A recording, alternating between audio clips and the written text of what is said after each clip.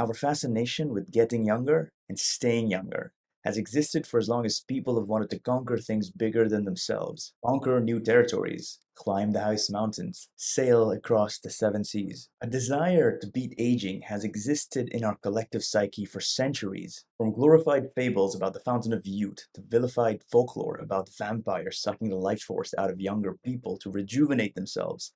It seems that our fascination with beating aging is the only thing that will outlive us, or will it?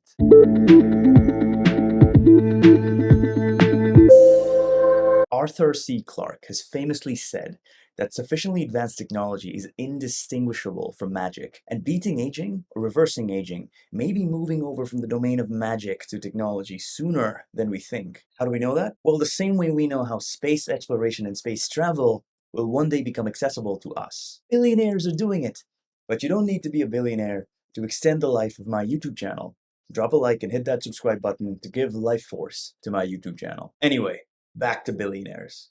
Turns out, when Jeff Bezos isn't launching himself into the darkness of space, he's trying to reverse the process of aging. Can someone explain to me how Jeff Bezos is not the real-life Lex Luthor? Jeff Bezos has been funding a Silicon Valley startup called Unity Biotech that focuses on slowing, halting, or reversing the process of aging. Now, if you think reversing aging is impossible, I guarantee you that within the next few minutes, I will at least get you to reconsider your stance. And as a side note, here's what the history of solving hard problems has looked like ever since humans looked to the skies and dreamed of soaring. It starts with a bold idea, and then several failures along the way until our understanding of science catches up with the boldness of our ambition. That is where technological progress comes in. But early technologies usually emerge as prototypes first. So even if we hack the problem of aging, chances are the technology is not going to be affordable to the likes of you and me for a very long time. But with time, even complex technologies lend themselves to the miracles of manufacturing,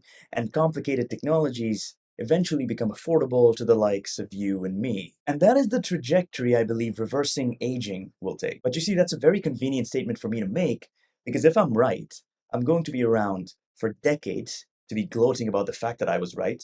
But if I'm wrong, I'm not going to be alive for long enough to be proven wrong. I just had the cake and I ate it too.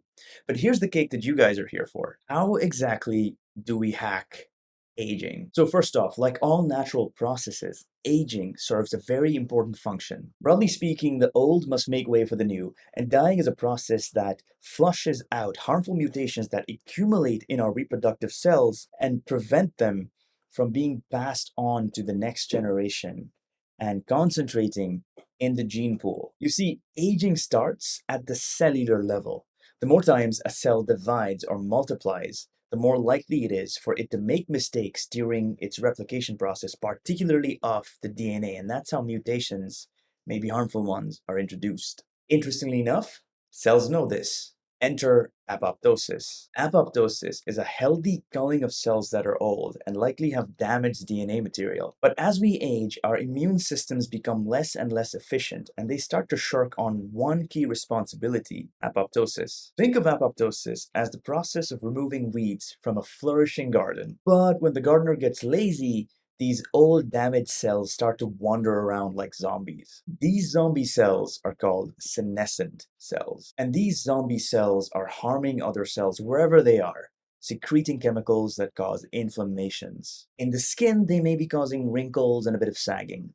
In the brain, they may be linked with causing Alzheimer's. Jim Kirkland at the Mayo Clinic took an interest in these senescent cells, mostly because he was getting tired of providing treatments for the symptoms of age-related conditions instead of trying to fix the root cause. He had prescribed one too many wheelchairs and was not having it anymore. The class of drugs he was working with may be the silver bullet when it comes to the problem of reversing aging. These drugs, called senolytics, seek out and destroy senescent cells like zombie-seeking missiles. And it's not just brain power that has been flowing into this field of research. There's a lot of cabbage coming this way too. Billionaire Peter Thiel has expressed that he wants to live to be 120. In fact, he's poured millions of dollars into Methuselah Foundation, which is trying to make 90 be the new 50 by the year 2030. Entire companies such as Google's Calico and the $3 billion startup Altos Labs are dedicated to fighting the good fight, to reversing aging. And with all these players trying to hack the aging process, we may be getting younger sooner